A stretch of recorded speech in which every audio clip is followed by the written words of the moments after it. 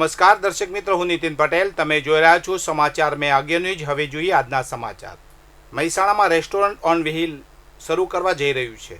Railway સ્ટેશનમાં ગોપીનાળા નજીક railway પ્રવેશદ્વાર પાસે કોચ રેસ્ટોરન્ટ બનાવવાની કામગીરી 60% પૂરી થઈ છે અને 1.5-2 મહિનામાં રેસ્ટોરન્ટ શરૂ થવાની સંભાવના છે.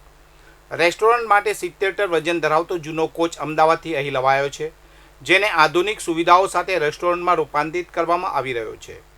75 ફૂટ લાંબા, 12 ફૂટ પહોળા અને 13 ફૂટ ઊંચા કોચમાં એકસાથે 65 લોકો ભોજન લઈ શકશે. આ એસી રેસ્ટોરન્ટ 24 કલાક ખુલ્લું રહેશે, જ્યાં ગુજરાતી, પંજાબી, ચાઇનીઝ વાનગી મળશે. કોચની અંદર એક બાજુ રસોડું અને બીજી બાજુ શૌચાલય જેવી પ્રાથમિક સુવિધાઓ પણ હશે. રેસ્ટોરન્ટની આગળ ગાર્ડન બનાવશે, જ્યાં ખુલ્લી હવામાં બેસીને ભોજન માણી શકાય તેવી વ્યવસ્થા પણ કરવામાં આવશે. સાથે જ બહાર મોટી સ્ક્રીન મૂકવામાં આવશે, જેથી લોકો ભોજન સાથે મનોરંજનનો પણ આનંદ લઈ શકે. આ કોચમાં મહેસાણાની સંસ્કૃતિ અને પ્રખ્યાત સ્થળોની ઝાંખી દર્શાવવામાં આવશે. મહેસાણા તાલુકા પોલીસની હદમાં ચાલતા દારૂના કાળો કારોબાર પર ગાંધીનગર સ્ટેટ મોનિટરિંગ સેલના દરોડા બાદ પોલીસ બેડામાં ખળભળાટ મચી ગયો છે. પોતાની હદમાં ચાલતી ગેરકાયદે પ્રવૃત્તિ રોકવામાં નિષ્ફળ રહેલા અને ફરજમાં નિષ્કાળજી દાખવનાર મહેસાણા તાલુકા પોલીસ મથકના પીઆઈ અને જમાદાર સામે સસ્પેન્શનના ઓર્ડર છૂટ્યા છે.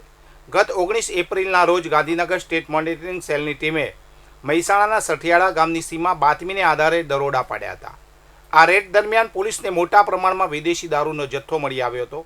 એસએમસીએ આ સ્થળેથી અંદાજે ₹18 લાખથી વધુની કિંમતનો વિદેશી દારૂ ઝડપી પાડી કાયદેસરની કાર્યવાહી કરી હતી. સ્થાનિક પોલીસના નાક નીચે આટલા મોટા પાયે દારૂનો જથ્થો હોવા છતાં તાલુકા પોલીસને તેની જાણ ન હોવી અથવા તો કાર્યવાહી ન કરવી તે બાબતને ગંભીરતાથી લેવામાં આવી છે, જેને પરિણામે મહેસાણા જિલ્લા પોલીસ વડાએ મહેસાણા તાલુકા પીઆઈ ડી.આર. રાવ અને જમાદાર ચિરાગજીને તાત્કાલિક અસરથી સસ્પેન્ડ કરી દીધા છે. વડનગરની GMERS જનરલ હોસ્પિટલના તબીબોએ ફરી એકવાર પોતાની કાર્યક્ષમતા અને માનવતાનું ઉત્તમ ઉદાહરણ પૂરું પાડ્યું છે. ખેરાલુ વિસ્તારના 2 વૃદ્ધ દર્દીઓ જેમના શ્વાસ નળીમાં ફસાયેલી ચીજવસ્તુઓને કારણે અટકી રહ્યા હતા, તેમને હોસ્પિટલના ENT અને એનેસ્થેસિયા વિભાગના નિષ્ણાતોએ સમયસર સારવાર આપી મોતના મુખમાંથી ઉગારી લીધા છે. અત્યંત નાજુક ગણાતી આ સ્થિતિમાં આધુનિક એન્ડોસ્કોપી ટેકનોલોજીનો ઉપયોગ કરીને તબીબોએ બંને દર્દીઓને નવજીવન આપ્યું છે. અમદાવાદ પશ્ચિમ રેલવેનું અમદાવાદ મંડળ રેલવે મેનેજર વેદ પ્રકાશના નેતૃત્વ હેઠળ માલ પરિવહન ક્ષેત્રે નવા કીર્તિમાન સ્થાપિત કરી રહ્યું છે. તાજેતરમાં મહેસાણાથી આસામના અજારા સુધી દેશની પ્રથમ જીરાથી લોડેડ ડીમ વીપી રેક રવાના કરીને અને ગાંધીધામથી સીધું જમ્મુ કાશ્મીર સુધી ખાદ્યતેલની સપ્લાય સુનિશ્ચિત કરીને મંડળે સાબિત કર્યું છે કે ભારતીય રેલવે હવે દેશની લોજિસ્ટિક ચેઇનનું મજબૂત કરોડરજ્જુ બની રહ્યું છે. બિઝનેસ ડેવલપમેન્ટ યુનિટ BDUના સક્રિય પ્રયાસોથી રેલવેની આવકમાં વધારો થવાની સાથે સ્થાનિક ઉદ્યોગોને પણ વૈશ્વિક સ્તરની સુવિધા મળી રહી છે. અમદાવાદ મંડળે માલ લોડિંગ ક્ષેત્રે ઇતિહાસ રચીને પહેલીવાર મહેસાણાથી આસામ માટે જીરાની સ્પેશિયલ રેક રવાના કરી ₹25 લાખની આવક મેળવી છે. એટલું જ નહીં, કચ્છથી કાશ્મીર સુધી ખાદ્યતેલ પહોંચાડીને રેલવે અંતરિયાળ વિસ્તારોમાં પણ પોતાની પહોંચ વધારી દીધી છે. આ નવી પહેલથી રોડ પરિવહન પરનું ભારણ ઘટશે અને વેપારીઓને સુરક્ષિત અને કિફાયતી વિકલ્પ મળી રહેશે.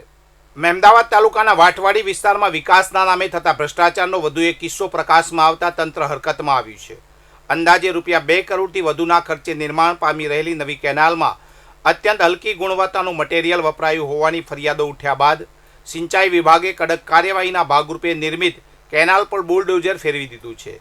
સ્થાનિક ખેડૂતોના ઉગ્ર વિરોધ અને મીડિયામાં અહેવાલો પ્રસિદ્ધ થયા બાદ સફાળા જાગેલા તંત્રએ નબળું બાંધકામ તોડી પાડવાની કામગીરી હાથ ધરી છે. ખેડૂતોના આક્ષેપ મુજબ સરકારી નાણાંનો વેડફાટ કરી કોન્ટ્રાક્ટર દ્વારા ગુણવત્તાના નિયમો નેવે મૂકવામાં આવ્યા હતા, જેના પરિણામે હવે આખી કેનાલ ફરીથી ખોદી નાખવાની નોબત આવી છે. આ કાર્યવાહીથી ભ્રષ્ટ તત્વોમાં ફફડાટ વ્યાપી ગયો છે.